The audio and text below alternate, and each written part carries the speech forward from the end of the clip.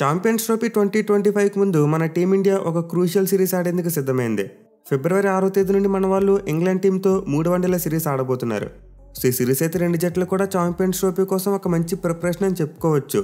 Especially మన team India వన్డేస్ ఆడి చాలా కాలం అయిపోయింది. దీంతో మన వాళ్ళు సిటీ కోసం ఎలాంటి కాంబినేషన్తో వెళ్ళాలి, ఎవరిని తీసుకోవాలనేది ఈ సిరీస్లో తేల్చేసుకోవాలి. మిగిలిన మన వాళ్ళకి బౌలింగ్ కాంబినేషన్ విషయంలో చాలా డౌట్స్ ఉన్నాయి, దాన్ని క్లారిఫై చేసుకోవాలి. అలాగే బ్యాటింగ్ ఆర్డర్లో చూసుకున్న టాప్ 6లో ఒక లెఫ్ట్ హ్యాండర్ లేడని చెప్పి అదొక దిగులు ఉంది. సో ఇలాంటి కొన్ని క్రూషియల్ థింగ్స్కి అయితే మన వాళ్ళు ఈ సిరీస్లో సొల్యూషన్ ఫైండ్ చేయాలి. అదే అండ్ ఇంగ్లాండ్ టీం చూసుకుంటే వాళ్ళైతే వన్డే ఫార్మేట్లో చాలా దారుణంగా పెర్ఫామ్ చేస్తున్నారు. ఆ వన్డే వరల్డ్ కప్ దగ్గర నుండి మొదలు పెడితే వాళ్ళైతే ఎక్కువ మ్యాచ్లు గెలవలేకపోయారు. పైగా రీసెంట్గా చూసుకుంటే మన టీమిండియా మీద T20 సిరీస్ కూడా 4-1 తేడాతో ఓడిపోయారు. సో ఇంగ్లాండ్ వాళ్ళైతే ఈ సిరీస్ గెలిచి ఖచ్చితంగా రీవెంజ్ తెచ్చుకోవాలని చూస్తారు. At the same time city కోసం మన టీమిండియాకు ఈ సిరీస్ అలా అయితే ఒక ప్రిపరేషన్ అని చెప్పుకుంటున్నామో, ఇంగ్లాండ్ వాళ్ళు కూడా same to same. But anyway నేను అడిగితే ఈ సిరీస్లో మన టీమిండియా మీద కొంతవరకు ప్రెజర్ ఉంటుందేమో అనిపిస్తుంది. ఎస్పెషల్లీ రీసెంట్గా మన వాళ్ళ ట్రాక్ రికార్డ్. సో T20 ఫార్మాట్లో మన టీమిండియా అదరగొట్టేస్తుంది. కానీ టెస్ట్ మరియు వన్డే ఈ రెండు ఫార్మాట్స్లో కూడా తడబడుతున్నారు. ఎస్పెషల్లీ లాస్ట్ ఇయర్ శ్రీలంక వెళ్ళి శ్రీలంక టీం మీద వన్డే సిరీస్ ఓడిపోయారు. సో ఇప్పటివరకు గంభీర్ కోచ్కి వచ్చిన తర్వాత మన టీమిండియా ఒక్క వన్డే మ్యాచ్ కూడా గెలవలేదు. 3 వన్డేలు ఆడితే ఒకటి టై అయింది, 2 ఓడిపోయారు. దీంతో యాజ్ ఏ కోచ్గా గంభీర్ ఎలా అయినా సరే ఆ ఫస్ట్ వన్డే విన్ యొక్క రుచి చూడాలనుకుంటాడు. At the same time England team చూసుకున్న వాళ్ళు కూడా కొత్త head coach Brendon McCullum one day ఫార్మాట్కు. దీని అతను కూడా ఈ సిరీస్లో ఎలా అయినా సరే విజయం సాధించాలని చూస్తాడు. సో ఖచ్చితంగా మనమైతే రెండు జట్ల మధ్య ఒక మంచి కాంపిటేటివ్ మ్యాచ్ని ఎక్స్పెక్ట్ చేయవచ్చు. ఇక మ్యాచ్ యొక్క డీటెయిల్స్ విషయానికి వస్తే వెన్యూ నాగపూర్లోని Vidarbha cricket association stadium. And match యొక్క టైమింగ్స్ చూసుకుంటే మధ్యాహ్నం 1:30 నుండి లైవ్ స్టార్ట్ అవుతుంది. అంటే టాస్ 1 గంటకే వేస్తారు. ఇక బ్రాడ్కాస్టర్స్ విషయానికి వస్తే టీవీలో అయితే మీరు స్పోర్ట్స్ 18 2 ఛానల్లో ఈ మ్యాచ్ని లైవ్లో చూడొచ్చు, అది కూడా తెలుగు కామెంటరీతో. లేదు మొబైల్లో లైవ్ చూడాలనుకుంటే సేమ్ Disney+ హాట్‌స్టార్లో లైవ్ వస్తుంది. సో ఈ మ్యాచ్కి సంబంధించిన డీటెయిల్స్ అయితే ఇవే. ఇక పిచ్ రిపోర్ట్ విషయానికి వస్తే VCI గ్రౌండ్ నార్మల్గా ఒక మంచి బ్యాటింగ్ ట్రాక్. అంటే ఇక్కడ కొంతవరకు భారీ స్కోర్లు వస్తూ ఉంటాయి, బట్ రెగ్యులర్గా అయితే భారీ స్కోర్లు రావు. సో ఈ గ్రౌండ్లో అయితే మనం మోస్ట్లీ ఒక మంచి కాంపిటేటివ్ వికెట్ చూసే అవకాశాలు ఎక్కువగా ఉంటాయి.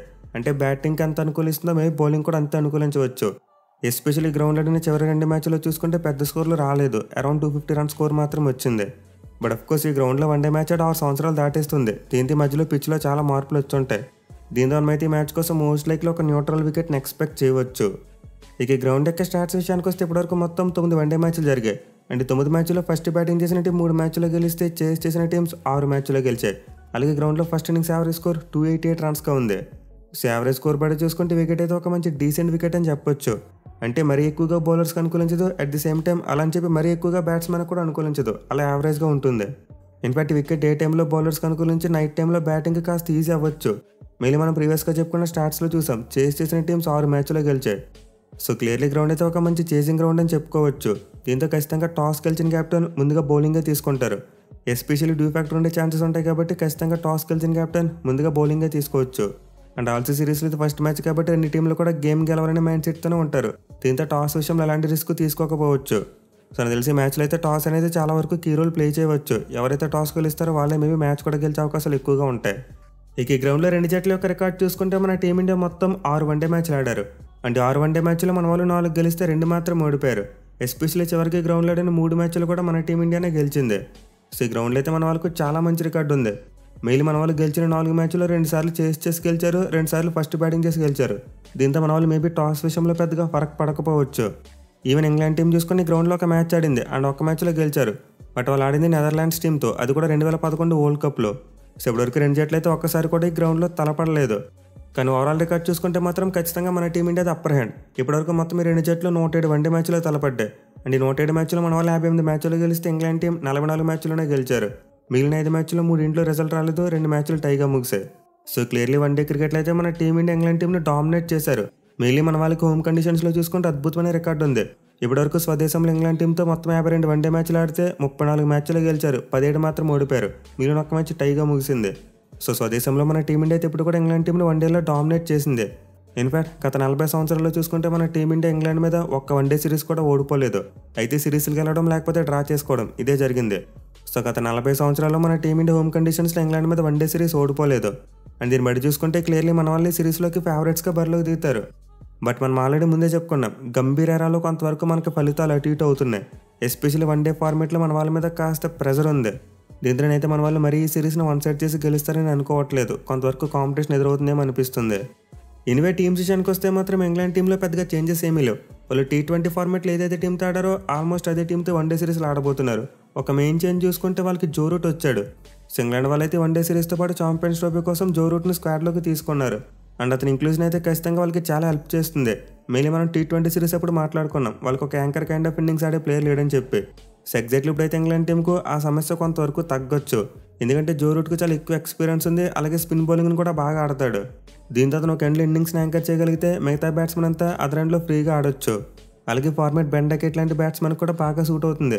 ఎందుకంటే అతను క్విక్గా రన్స్ కొట్టగలడు, అట్ ది సేమ్ టైం కొంతవరకు లాంగ్ ఇన్నింగ్స్లు కూడా ఆడగలడు. బట్ అయినా మిగతా బ్యాట్స్మెన్ విషయంలో చూసుకుంటేనే కొంతవరకు ప్రాబ్లమ్స్ ఉన్నాయి. మెయిన్లీ ఫిల్ సాల్ట్ మరి హ్యారీ బ్రూక్ వీళ్ళిద్దరికైతే వన్డే ఫార్మాట్లో అంత మంచి రికార్డ్ లేదు. అండ్ జాస్ బట్లర్ మరి లివింగ్స్టన్ చూసుకుని తమ టాప్ మ్యాచ్ ఫామ్లో లేరు, కొంతవరకు తడబడుతున్నారు. సో ఖచ్చితంగా ఇంగ్లాండ్ బ్యాటింగ్ యూనిట్ అయితే ఫార్మాట్లో కొంతవరకు తడబడుతుంది. మెయిన్లీ వాళ్ళకి T20 సిరీస్లో ఆడిన వాళ్ళే వన్డే సిరీస్లో కూడా ఆడబోతున్నారు కాబట్టి అడాప్ట్ చేసుకోవడం కొంతవరకు కష్టంగా మారచ్చు. సో ఈ టీంకైనా సరే T20 ఫార్మాట్లో ఇన్నింగ్స్ని పేస్ చేయడం వేరు, వన్డే ఫార్మాట్లో ఇన్నింగ్స్ని పేస్ చేయడం వేరు. T20 ఫార్మాట్లో పెద్ద పెద్ద పార్ట్నర్షిప్స్ అవసరం ఎక్కువగా ఉండదు. జస్ట్ ఒక 2-3 మంచి పార్ట్నర్షిప్లు వస్తే చాలు భారీ స్కోర్ వస్తుంది. కానీ వన్డే ఫార్మాట్ అలా కాదు, పెద్ద పార్ట్నర్షిప్స్ అవసరం ఉంటుంది. మెయిన్లీ ఎక్కువ సూపు క్రీజులో నిలబడి లాంగ్ ఇన్నింగ్స్లో ఆడే ప్రయత్నం చేయాలి, అప్పుడు మాత్రం భారీ స్కోర్లు వస్తాయి. సో ఇంగ్లాండ్ బ్యాట్స్మెన్ అయితే ఇలాంటి అప్రోచ్ని ఎలా అడాప్ట్ చేసుకుంటారనేది చాలా ఇంట్రెస్టింగ్ ఉండబోతుంది. ఇక వాళ్ళ బౌలింగ్ విషయానికి వస్తే అసలు ఎలాంటి మార్పు కూడా లేదు. T20 ఫార్మాట్లో ఎలాంటి లైనప్తో వచ్చారో వన్డే ఫార్మాట్లో కూడా సేమ్ టు సేమ్, ఒక్క బౌలర్ కూడా మారే అవకాశం కనిపించట్లేదు. సో వాళ్ళైతే ఖచ్చితంగా మరోసారి 4 పేస్ బౌలర్స్ అండ్ ఒకే స్పిన్నర్తో రాబోతున్నారు. బడిగిన ముందు చెప్పుకున్నట్టు T20 ఫార్మాట్కి వన్డే ఫార్మాట్కి చాలా డిఫరెన్స్ ఉంటుంది. T20 ఫార్మాట్లో చిన్న చిన్న స్పెల్స్ వేస్తే చాలు, కానీ వన్డే ఫార్మాట్లో లాంగ్ స్పెల్స్ వేయాలి. మెయిన్లీ మిడిల్ ఓవర్స్లో వికెట్లు తీయడం అనేది చాలా ఇంపార్టెంట్. ఏ టీం అయితే వన్డే ఫార్మాట్లో మిడిల్ ఓవర్స్లో ఎక్కువ వికెట్లు తీస్తారో వాళ్ళు ఎక్కువ విజయాలు సాధించగలుగుతారు. సో ఈ సిరీస్లో ఇంగ్లాండ్ టీం ముందు ఉన్న అతిపెద్ద ఛాలెంజ్ వన్డే ఫార్మాట్కి తగ్గ మైండ్ సెట్తో ఆడతారా లేదని చెప్పి. మెయిన్లీ ముందు చెప్పుకున్నట్టు వాళ్ళకి T20 టీంకి వన్డే టీంకి అసలు ఎక్కడ డిఫరెన్స్ లేదు. కేవలం ఒకే ఒక్క మార్పు, జాకబ్ బ్యాదర్ ప్లేస్లో జో రూట్ వచ్చాడు అంతే టీంలోకి. మిగతా ప్లేయింగ్ లెవెన్ అంతా మనం T20 సిరీస్లో ఏదైతే చూసామో అదే ఉండబోతుంది. సో చూడాలి మరి ఇంగ్లాండ్ టీం ఈ లైనప్తో వన్డే కోడ్ను క్రాక్ చేయగలదా లేదా అనేది. ఇక మన టీమిండియా విషయానికి వస్తే క్వైట్ ఆపోజిట్. మన వాళ్ళైతే T20 సిరీస్ని ఒక డిఫరెంట్ టీంతో ఆడితే వన్డే సిరీస్ని మరో డిఫరెంట్ టీంతో ఆడబోతున్నారు. అఫ్కోర్స్ కొంతమంది ప్లేయర్స్ అయితే కంటిన్యూ అవుతున్నారు, but most of the players మారిపోబోతున్నారు. సో ఈ సిరీస్లో అయితే మన టీమిండియా స్టార్ ప్లేయర్స్ అందరూ కంబ్యాక్ అవబోతున్నారు. మెయిల్ అందరి దృష్టి రోకో జోడీ మీద ఉంటుంది, ఎందుకంటే వాళ్ళ రీసెంట్ ఫామ్ అంత మంచిగా లేదు. సో మన టీమిండియా ఛాంపియన్స్ ట్రోఫీ గెలవాలంటే వీళ్ళిద్దరు ఫామ్లోకి రావడం చాలా ఇంపార్టెంట్.